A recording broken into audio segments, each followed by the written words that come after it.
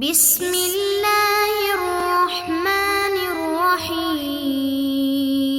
السلام علیکم معزز طلبہ کرام، آپ سب کیسے ہیں؟ آج ہم نور الانوار کے سبق نمبر 55 کو پڑھیں گے، اور آج کے سبق کا عنوان ہے وجوب اور غیر وجوب کے درمیان اشتراک کی نفی۔ آج کے ہمارے سبق کی عبارت وَلَمَّا فَرَغَ عَن نَفْيِ التَّرَادُفِ قَصْدًا سے شروع ہوتی ہے۔ آئیے سب سے پہلے عبارت پڑھ کے اس کا ترجمہ کرتے ہیں، اس کے بعد باقاعدہ سبق کی وضاحت کی طرف بڑھتے ہیں۔ مصنف علیہ رحمہ لکھتے ہیں وَلَمَّا فَرَغَ عَن نَفْيِ التَّرَادُفِ قَصْدًا شَرَعَ فِي نَفْيِ الاشتراک قَصْدًا۔ فرمایا کہ جب مصنف ترادف کی بالقصد نفی سے فارغ ہو گئے تو اشتراک کی بالقصد نفی میں شروع ہو گئے۔ چنانچہ فقال، مصنف علیہ رحمہ نے فرمایا وَمُوجَبُهُ الْوُجُوبُ لَلنُّدُبُ وَالْإِبَاحَةُ وَالتَّوَقُّفُ۔ تو فرمایا کہ امر کا موجب یعنی امر کا حکم وہ وجوب ہے، ندب، اباحت اور توقف نہیں ہے۔ فرمایا کہ یعنی اس کی مراد یہ کہ ان موجب الامر الوجوب فقط، یعنی امر کا جو حکم ہے وہ فقط وجوب ہے۔ عند العامت، عام فقہا کے نزدیک، اصولیین کے نزدیک، لن ندب کما ذهب الیہ بعض، نہ کہ ندب استحباب ہے جیسا کہ بعض اس طرف گئے ہیں، ولل اباحت کما ذهب الیہ بعض، اور نہ ہی اباحت جیسا کہ بعض اس طرف گئے ہیں، ولل اشتراک لفظا او معنى بین الثلاثه او الاثنین کما ذهب الیہ آخرون، اور نہ ہی اشتراک ہے وہ تین یا دو کے درمیان معنن یا لفظاً اشتراک، یہ بھی مراد نہیں ہے جیسا کہ بعض دوسرے لوگ اس طرف گئے ہیں۔ ولم یذکرہ المصنف، اور اشتراک کا ذکر مصنف نے نہیں کیا، لأنہ یفہم مما ذکرہ التزاما، اس لیے کہ وہ مصنف کی ذکر کردہ باتوں سے التزاما حاصل ہو رہا ہے، سمجھا جا رہا ہے۔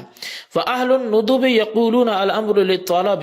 تو پس جو اہل ندب ہیں وہ یہ کہتے ہیں کہ امر طلب کے لیے آتا ہے۔ فلا بد ان یکون جانب الفعل فیہ راجحا، تو پس اس میں جانب فعل کا راجح ہونا ضروری ہے، حتی یطلب، یہاں تک اس کو طلب کیا جائے، وادناہ الندب، اور اس کا جو ادنا مقام ہے وہ ندب ہے۔ وہذا کقولہ تعالی فکاتبوہم ان علمتم فیہم خیرا، اور یہ اللہ تعالیٰ کے اس فرمان کے بمنزلہ ہے فکاتبوہم ان علمتم فیہم خیرا۔ واہل الاباحۃ یقولون ان معنی طلب ان یکون معزونا فیہ ولا یکون حراما، اور اہل اباحت یہ کہتے ہیں کہ طلب کا معنی یہ ہے کہ وہ اس میں معزون ہو، اذن دیا گیا ہو، اور وہ حرام نہ ہو۔ وَأَدْنَاهُ هُوَ الْإِبَاحَةُ، اور اس کا جو ادنا درجہ ہے وہ اباحت کا ہے۔ وَهَذَا كَقَوْلِهِ تَعَالَى فَاسْتَوْعَدُوا، تو یہ اللہ تعالیٰ کے فرمان فَاسْتَوْعَدُوا کے طرح ہے۔ اور والمتوقفون یقولون ان الامر یستعمل لستة عشر معنی، اور متوقفین یہ کہتے ہیں کہ امر 16 معانی میں استعمال ہوتا ہے، کل وجوب والاباحۃ والندب والتحدید والتعجیز والارشاد والتخجیل، جیسا کہ وجوب، اباحت، ندب، تحدید، تعجیز، ارشاد، تسخیر وغیرہ ذالکا۔ تو فما لم تقم قرینۃ علی احدہما یا احدہا لم یعمل بہ، بس جب تک ان میں سے کسی ایک معنی پر قرینہ نہیں ہوگا تو اس پہ عمل نہیں کیا جائے گا۔ فیجب التوقف، تو پس توقف واجب ہوگا، حتی یتعین المراد، یہاں تک کہ مراد متعین ہو جائے۔ وعندنا الوجوب حقیقۃ الامر فیحمل علیہ مطلقہ ما لم تقم قرینۃ خلافہ، اور ہمارے ہاں چونکہ وجوب یہ امر کی حقیقت ہے تو پس اس کی مطلق اسی پر محمول کیا جائے گا جب تک اس کے خلاف قرینہ قائم نہ ہو۔ وَإِذَا قَامَتْ قَرِينَتُهُ يُحْمَلُ عَلَيْهِ عَلَى حَسْبِ الْمَقَامِ، اور جب اس کے خلاف قرینہ موجود ہو تو پھر اس کو اسی پر محمول کیا جائے گا، اسی مقام کے اعتبار سے۔ جی طلبہ کرام، یہ ہمارے آج کے سبق کی عبارت اور اس کی وضاحت تھی، اس کا ترجمہ تھا۔ اب آئیے اس کی توضیح و تشریح کی طرف بڑھتے ہیں۔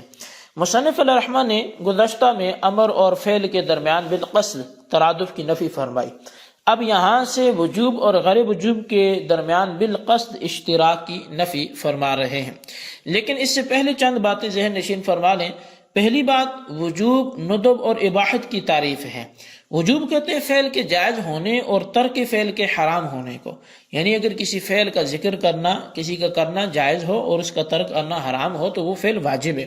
اور ندب کہتے ہیں کہ فعل اور ترک فعل دونوں جائز ہوں مگر کرنا جو ہے وہ راجح ہو اور ترک فعل مرجوح ہو۔ اور اباحت کہتے ہیں کہ فعل اور ترک فعل دونوں جائز ہوں، کسی کو کسی پر ترجیح نہ ہو۔ اچھا، دوسری بات یہ ہے کہ اشتراک کی بھی دو قسمیں، ایک اشتراک لفظی ہے، دوسرا اشتراک معنوی ہے۔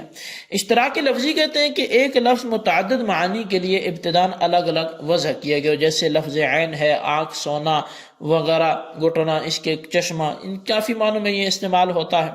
تو بہت سے معنی کے لیے یہ موضوع ہے۔ اور اشتراک معنوی کہتے ہیں کہ لفظ ایسے واحد معنی کے لیے موضوع ہو جس کے بہت سے افراد ہوں، مثلا لفظ انسان حیوان ناطق کے لیے وضع کیا گیا اور اس کے بہت سے افراد ہیں۔ تیسری بات یہ ہے کہ موجب جو بفتح الجیم ہے، یہ مقتضا اور حکم تینوں الفاظ مترادفہ ہیں۔ اس تمہید کے بعد اصل مسئلہ کی تشریح یہ ہے کہ امر کے جو حکم ہے، اس کا جو موجب ہے، اس میں اختلاف ہے۔ چنانچہ بعض حضرات کا مطلب یہ ہے کہ امر کا موجب ندب ہے، اور بعض کے نزدیک امر کا موجب اباحت ہے، بعض کے نزدیک امر کا موجب توقف ہے، اور بعض کے نزدیک امر کا موجب وجوب اور ندب کے درمیان اشتراک لفظی ہے، اور بعض کے نزدیک ان دونوں کے درمیان اشتراک معنوی ہے، یعنی امر طلب فعل کے لیے موضوع ہے، وہ طلب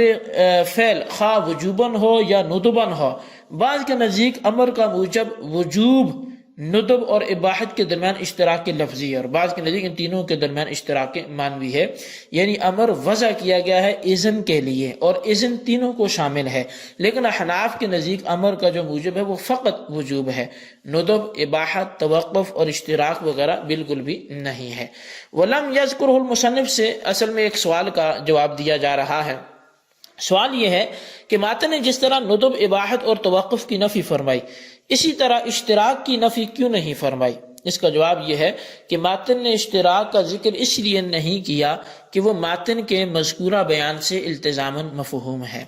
اس طور پہ کہ جب مصنف نے ندب اور اباحت کے امر کا موجب ہونے کی نفی فرمائی تو معلوم ہو گیا کہ امر، ندب، اباحت وغیرہ میں لفظاً مشترک نہیں ہے، اور جب مصنف نے کہا کہ امر کا موجب فقط وجوب ہے تو معلوم ہو گیا کہ دو یا تین کے درمیان معنی مشترک نہیں ہے، کیونکہ دو یعنی وجوب اور ندب کے درمیان اشتراک معنوی کی صورت میں امر کا موجب طلب فعل ہوگا، اور تین یعنی وجوب، ندب اور اباحت کے درمیان اشتراک معنوی کی صورت میں امر کا موجب اذن ہوگا۔ جو حضرات فرماتے ہیں کہ امر کا موجب ندب ہے، ان کی دلیل یہ ہے کہ امر طلب کے لیے آتا ہے، اور طلب کے لیے فعل کی جانب کا ترک فعل سے راجع ہونا ضروری ہے تاکہ اس فعل کو طلب کیا جا سکے، اور راجع کا ادنا درجہ ندب ہے، کیونکہ اباحت میں دونوں جانب برابر ہوتی ہیں، اور وجوب میں ترک فعل ممنوع حرام ہوتا ہے، اور ممانعت حرمت رجحان پر ایک امر زائد ہے، لہٰذا راجع کا ادنا درجہ وہ ندب امر کا موجب ہوگا۔ اور اس کی تائید اللہ جل شانہ کے کلام سے بھی ہوتی ہے، چنانچہ اللہ تبارک و تعالیٰ نے ارشاد فرمایا والذین یبتغون الکتاب مما ملکت ایمانکم فقاتلوہم ان علمتم فیہم خیرا، اور وہ لوگ جو اپنے غلام اور باندیوں کی کتابت کے خواہاں ہیں، پس اگر ان میں کوئی بھلائی محسوس کرو، یعنی صلاح اور ادائے مال کی طاقت، تو ان کو مکاتب کر دو۔ اس جگہ آیت میں امر فقاتب، جو یہاں پہ آیت میں امر مکاتبت ندب کے لیے ہے، یعنی غلام کو مکاتب کرنا مندوب ہے، بس اس آیت سے بھی معلوم ہوا کہ امر کا جو موجب ہے وہ